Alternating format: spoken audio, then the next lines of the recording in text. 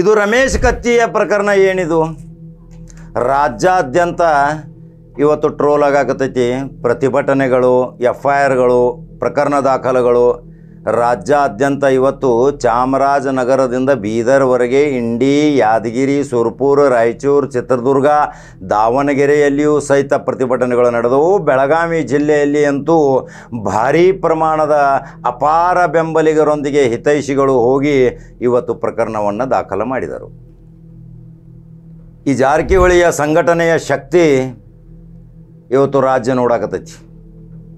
ನೋಡ್ರಿ, ನಾ ಮೊದಲಿಂದನೂ ಹೇಳ್ಕೊತ ಬಂದಿದ್ದೀವಿ ನಿಮಗೆ, 224 ಕ್ಷೇತ್ರದಲ್ಲಿ ಅವರದೇ ಆದಂಥ ಒಂದು ಮತಗಳ ಬ್ಯಾಂಕ್ ಐತೆ ಅಂಥೇಳಿ ಯಾವಾಗಲೂ ಅದನ್ನು ಭಾಳ ಹಗುರವಾಗಿ ತಿಳ್ಕೊಂಡ್ರು.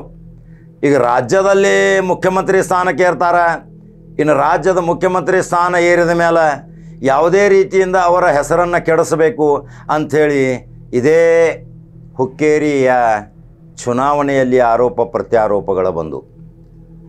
ಪ್ರತ್ಯಾರೋಪಗಳು ಬಂದರೂ ಸಹಿತ ಈ ಕುಟುಂಬ ಶಾಂತ ರೀತಿಯಿಂದ ಎಲ್ಲವನ್ನು ಸೂಕ್ಷ್ಮವಾಗಿ ನೋಡ್ಕೋತ ಕೂತಿತ್ತು. ಆದರೆ ಅದೃಷ್ಟವಶಾತ್ ಒಂದು ಬಾಯಿಯಿಂದ ಶಬ್ದ ಬಂತು.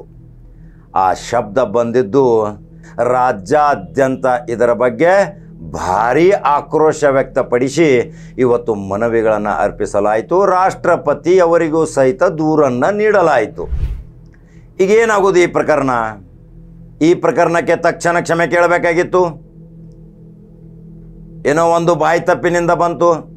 ಕ್ಷಮೆಗೆ ಬಹಳ ಅಪಾರವಾದ ಗೌರವ ಐತಿ ನಮ್ಮ ಸಂಸ್ಕೃತಿಯಲ್ಲಿ, ನಮ್ಮ ಸಮಾಜದಲ್ಲಿ. ಒಂದು ಶಬ್ದ ಒಂದು ಸಮುದಾಯಕ್ಕೆ ನೋವಾದ ತಕ್ಷಣ ಅದು ಏನೋ ಬಾಯಿ ತಪ್ಪಿನಿಂದ ಬಂತು, ಅದನ್ನು ತಕ್ಷಣ ಬಹಿರಂಗವಾಗಿ ಕ್ಷಮೆ ಕೇಳಿ ಆ ಪ್ರಕರಣವನ್ನು ಸುಖಾಂತ್ಯಗೊಳಿಸಬೇಕಾಗಿತ್ತು. ರಮೇಶ್ ಕತ್ತಿಯವರು, ನೀವು ವಿಷಾದ ವ್ಯಕ್ತಪಡಿಸಿದಿರಿ. ಅದರ ಬಗ್ಗೆ ಈ ಸಮಾಜ ಇವತ್ತು ರಾಜ್ಯಾದ್ಯಂತ ಅವರ ಜೊತೆಗೆ ಒಂದೇ ಸಮಾಜ ಅಲ್ಲ, ಅಹಿಂದ ಒಕ್ಕೂಟವೇ ತಯಾರಾಗಿ ನಿಂತು.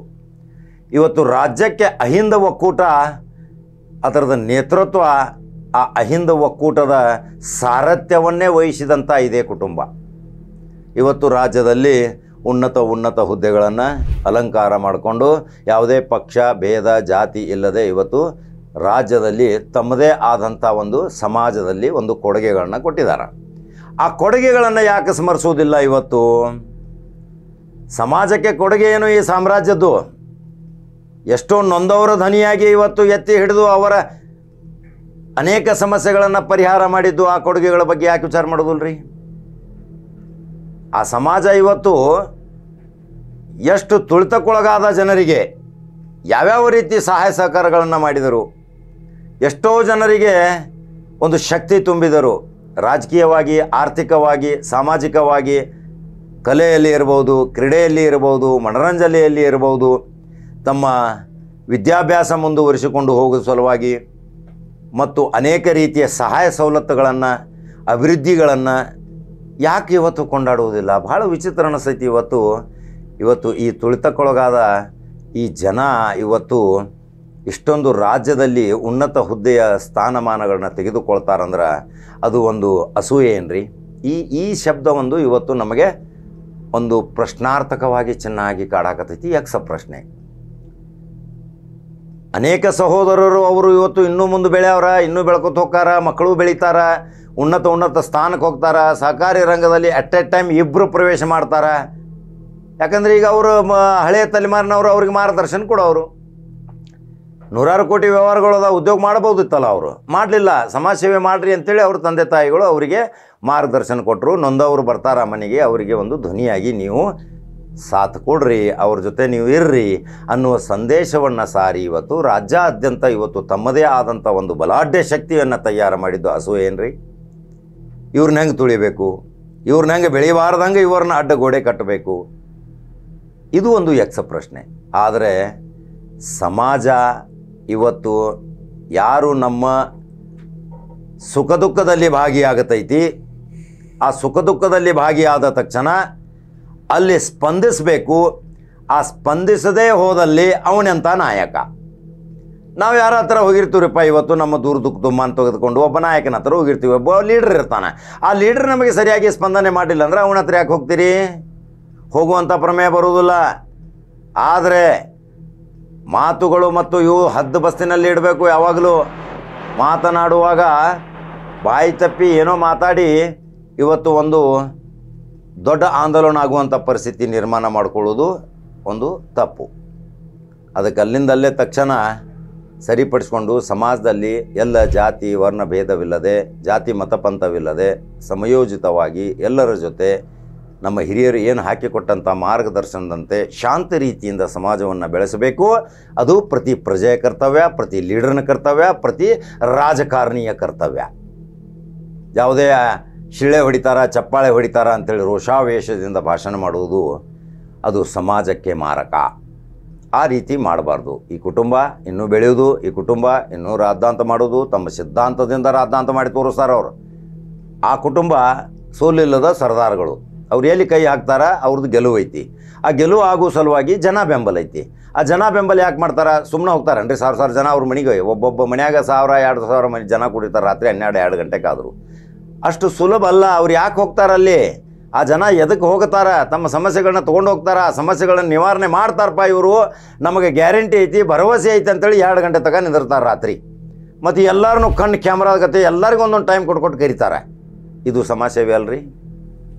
ಈ ಕುಟುಂಬ ನಾವು ಮೊದಲಿಂದಲೂ ಹೇಳ್ಕೊತ ಬಂದಿದ್ವಿ, ಇದು ಹೆಬಜೇನು ಕೆನಕ ಬ್ಯಾಡ್ರಿ, ಜೇನು ತಿನ್ರಿ ಅಂಥೇಳಿ ಈಗ ಅರ್ಥ ಆಗಾಕೈತಲ್ರಿ. ಇನ್ನು ಮತ್ತೆ ಇದರಿಂದ ಅವರಿಗೆ ಮತ್ತೆ ಶಕ್ತಿ ತುಂಬಿತು. ಆ ಶಕ್ತಿಯ ಪ್ರತಿಫಲವಾಗಿ ಇವತ್ತು ರಾಜ್ಯಾದ್ಯಂತ ತಮ್ಮದೇ ಆದಂಥ ಒಂದು ಸೈನ್ಯ ಕಟ್ಟಿದಾರ. ಆ ಸೈನ್ಯ ಸೇರಲಿಕ್ಕೆ ಎಲ್ಲರೂ ಕಾತುರದಿಂದ ಕಾಯಕತ್ತಾರ. ಈ ಸಾಮ್ರಾಜ್ಯಕ್ಕೆ ಒಂದು ಬೆಲೆ ಐತಿ, ಶಕ್ತಿ ಐತಿ. ಇದು ಈ ವಿಡಿಯೋ ಹೆಂಗೆ ಅನಿಸ್ತೈತಿ ನಿಮ್ಗೆ?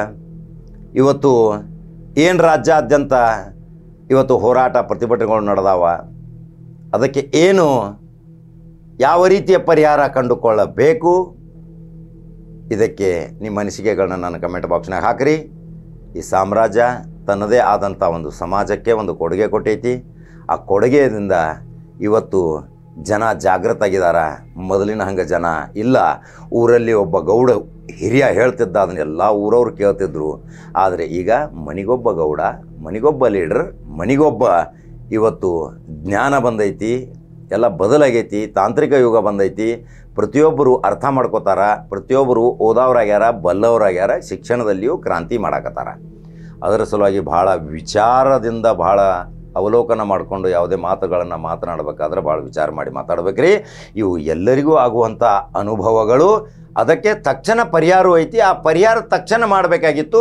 ಆ ಮಾಡಲಿಲ್ಲ ಅಂದ ತಕ್ಷಣ ಸಮಾಜ ಹೋಗಿ ಇವತ್ತು ಬೀದಿಗೆ ಬಂದು ರೊಚ್ಚಿಗೆದ್ದು ಪ್ರತಿಭಟನೆ ಮಾಡುವಂಥ ಪರಿಸ್ಥಿತಿ ನಿರ್ಮಾಣ ಮಾಡಿಸಿದವರು ಯಾರು?